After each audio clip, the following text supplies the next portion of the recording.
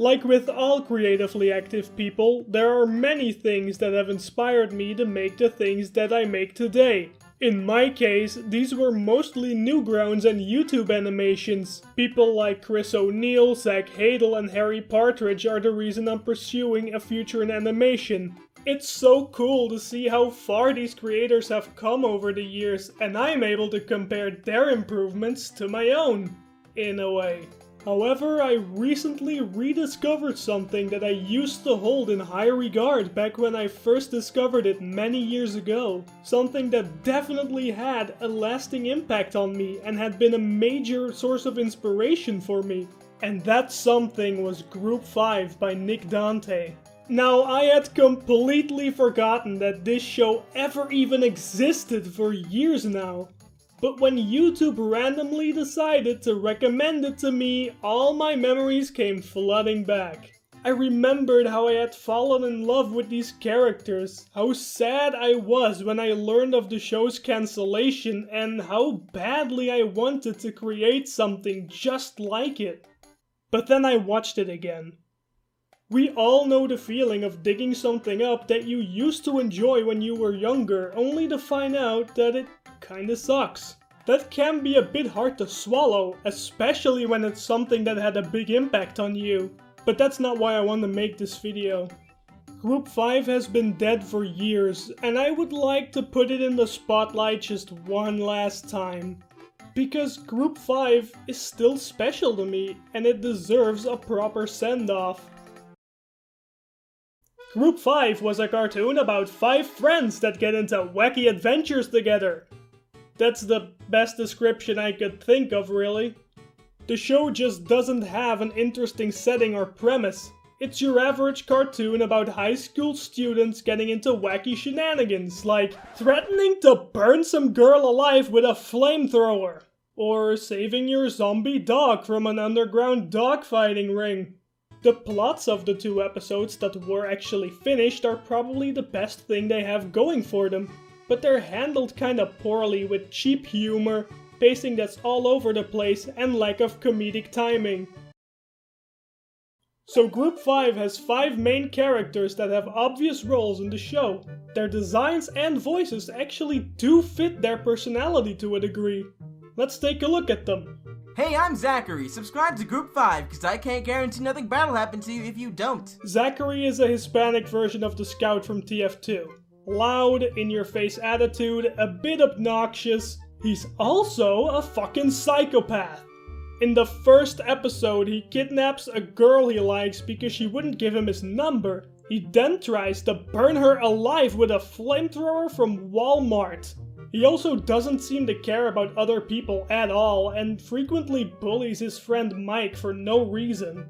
Hi, I'm Mike. Don't be a hater. Subscribe to Group 5 and make my life a little less terrible. Mike is the straight man of the group. He is by far the most likable character on the show, but gets treated the worst, especially by Zachary. He also acts as the voice of reason that nobody listens to. He's basically Meg from Family Fat. I really don't like it when cartoons have a likable character that gets tortured for no reason.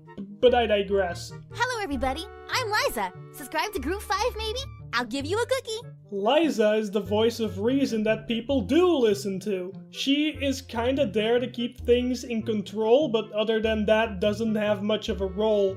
She is honestly the most forgettable member of the group simply because she's barely used. Hi, I'm Diana. Subscribe to Group 5. That is, if you want to. Don't want to force you to do anything you don't want to do. Diana is shy, but also extremely horny, and she wants to fuck Zachary. She's also the nicest character, something to counter Zachary's mean-spirited nature, I guess. Hi, I'm Jeffrey. Subscribe to Group Scribe. Dang it! Finally, we have Jeffrey, who is the class clown with a guitar for some reason. There's really only one joke involving him that I actually liked. Roll it. It's for you. Hey there, butt buddy. Ready to put your cowboy boots back on? Ah, leave me alone! Wait, can I have my cowboy boots back?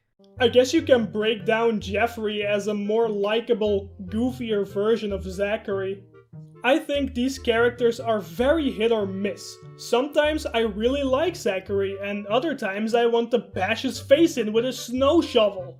These characters don't need depth to work, their personality is established perfectly in my opinion, but they need to be more consistent.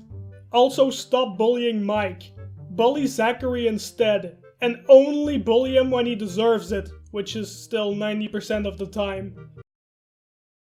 The animation is an inconsistent mess that I think is just super charming. If this was an actual TV show, then yeah, no, this animation wouldn't fly, it would drive me crazy. But this is made by one guy. I know, Harry Partridge makes Starbarians on his own too, and that show looks amazing, but that isn't the point. You can still tell that this was a passion project for Nick. It gives off this homemade kind of feeling that just screams Newgrounds. The animation sucks ass, but at least it's not gross to look at, or as lazy as some shows that air on television today. It's an example of making do with what you've got, and I love it for that reason alone. The characters are just voiced by Nick Dante and his friends. While the voice actors clearly aren't professional, they do fit their character very well, and the amateurish vibe they give off fits with the amateurish vibe of the animation. The fact that they all have varying degrees of audio quality adds to the whole homemade feel I mentioned earlier.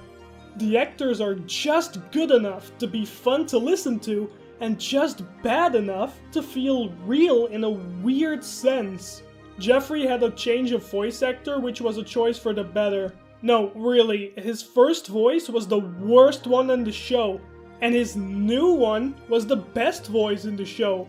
I'm not even kidding, just watch these clips. My pen, 'cause God gave it to me. Why is Diana in a sewer? No, it's my pen because the Lord Jesus Almighty gave it to me. Wait, why is Diana in the gutter? At first he sounded like an 11-year-old girl, and then he sounds all funny and goofy. I think his voice is legit funny and fitting for his character.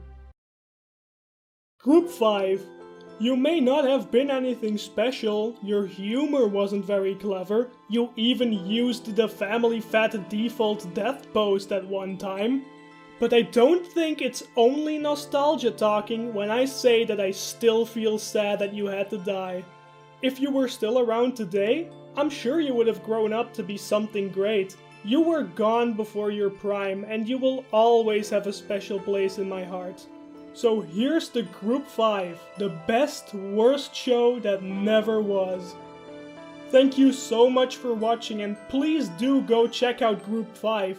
There is a playlist in the end screen and description.